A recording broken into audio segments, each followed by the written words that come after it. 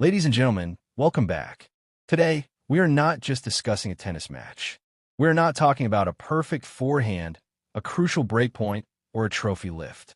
What happened this week on the outer courts of Melbourne Park was a seismic, unexpected, and frankly astonishing moment in professional sports. If you look at the official scoreboard of the 2026 Australian Open, you'll see a simple fact. Alexandra Eala, the 20-year-old rising star from the Philippines, lost her first-round match. She was defeated by American Alicia Parks in 3 sets. By traditional metrics, she failed. She packed her bags and booked her flight back to Manila. By standard measures, her tournament was unremarkable. But we don't live in a traditional world anymore. Today, we live in an attention economy. And by that measure, which is the metric that truly dictates future superstardom, Alexandra Eala didn't just compete, she dominated. Look at one number that has left analysts, sponsors, and tournament officials astonished. Before the tournament, the Australian Open's official YouTube channel posted press conferences with the sport's biggest names: Novak Djokovic, Carlos Alcaraz, and Aryna Sabalenka, the world #1, defending champion, and a dominant force in women's tennis. Sabalenka's video received around 8,000 views in its first 24 hours, a respectable figure for a pre-match interview. Now look at Alexandra Eala's press conference. A player who had never played a main draw match in Australia and was ranked outside the top seeds pulled in 171,000 views. That's 171,000 versus 8,000. This isn't a minor difference. It is an extraordinary anomaly, over 2,000% higher, so significant it defies conventional analysis. Ben Rothenberg, one of the most respected tennis journalists, asked a question that would have sounded absurd a few years ago. Could Alexandra Eala already be the most popular player in women's tennis? Think about the paradox. She hasn't won a Grand Slam and hasn't entered the top 10, yet in the digital arena, the space that controls endorsements, sponsorships, and television ratings, she is outshining the reigning champions. This week in Melbourne, something broke. The system that equates fame with victories failed. When Alexandra Eala stepped on a court 6, it wasn't just a tennis match.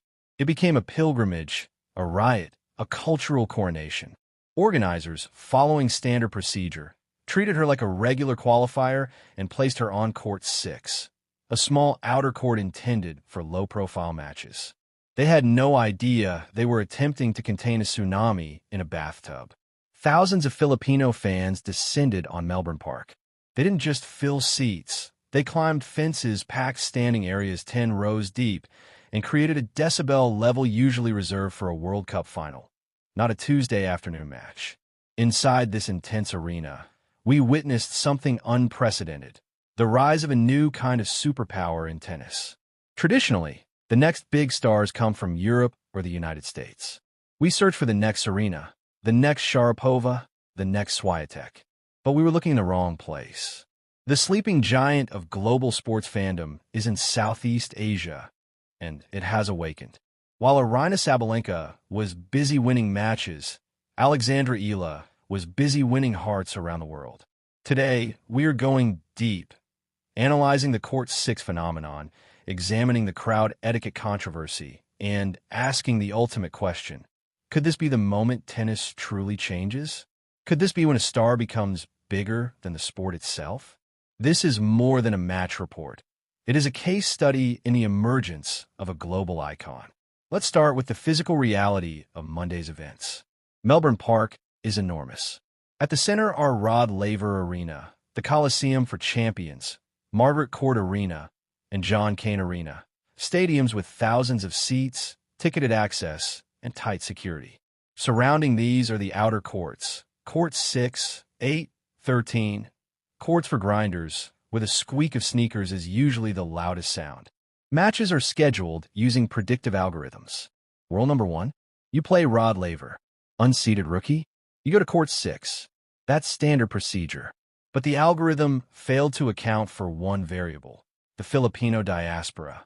The Philippines isn't just a country. It is a global network of passionate fans. In Melbourne alone, nearly 60,000 Filipino-born residents live there. On Monday, It seemed as if every single one had taken the tram to the stadium. Long before Eala picked up a racket, pathways around Court 6 were gridlocked. Security wasn't there to manage the match.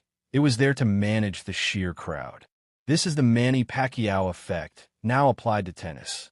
For decades, Manila paused when Pacquiao fought. Streets went silent.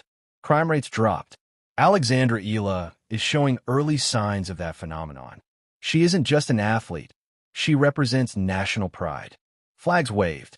Chants of "Let's go, Alex" echoed louder than the matches on nearby courts. Now we come to the etiquette debate. Tennis is a sport of silence and decorum.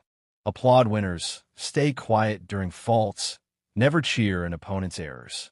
On Court 6, these norms were shattered. Fans cheered Park's double faults. Roars erupted at unforced errors. Parks later admitted it was challenging. She was playing against not only Eala, but a wall of sound demanding her defeat. This sparked debate. Some traditionalists called it disrespectful, while others said this was the kind of passion tennis needs to survive in the modern era. Then there's the match itself. Eala came out blazing, taking the first set 6-0 against the top 100 opponent. A professional bagel of this magnitude signals total dominance and immense potential. But tennis is a cruel mental game. Parks adapted, hitting her targets and applying pressure. Eala tightened under expectation. Unforced errors increased, and she lost 6-3, 6-2 in the next two sets. Yet the loss didn't matter. Normally, a first-round exit stalls momentum, diminishes media coverage, and scares off sponsors. Not for Eala. Her presence and connection with fans proved more important than the result. The crowd stayed until the final point, chanting her name as she lost. That is the difference between a strong player and a franchise icon.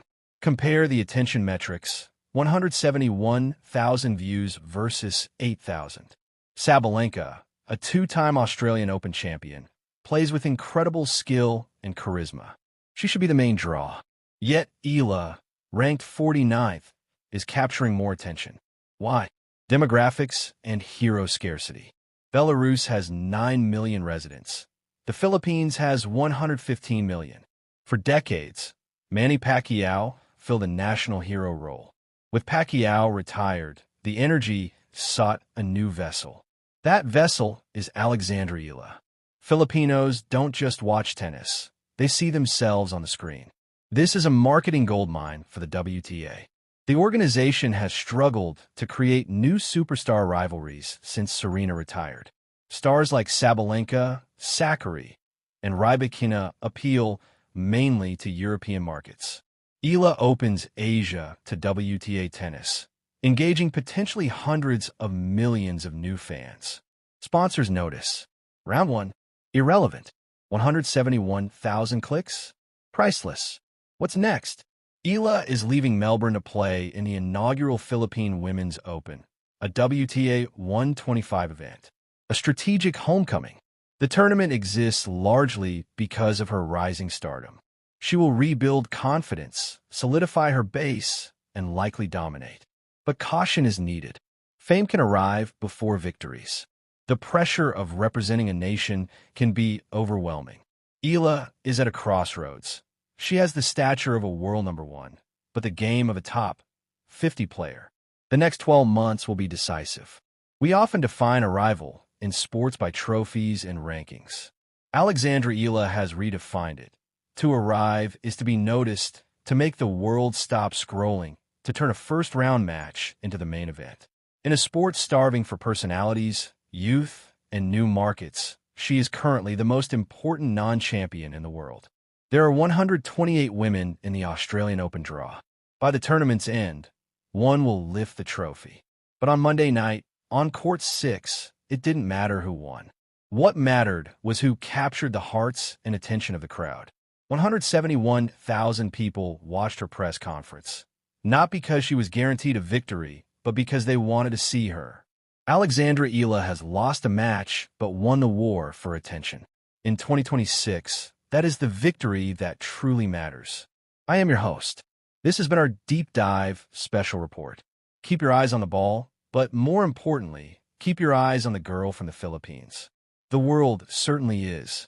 Good night.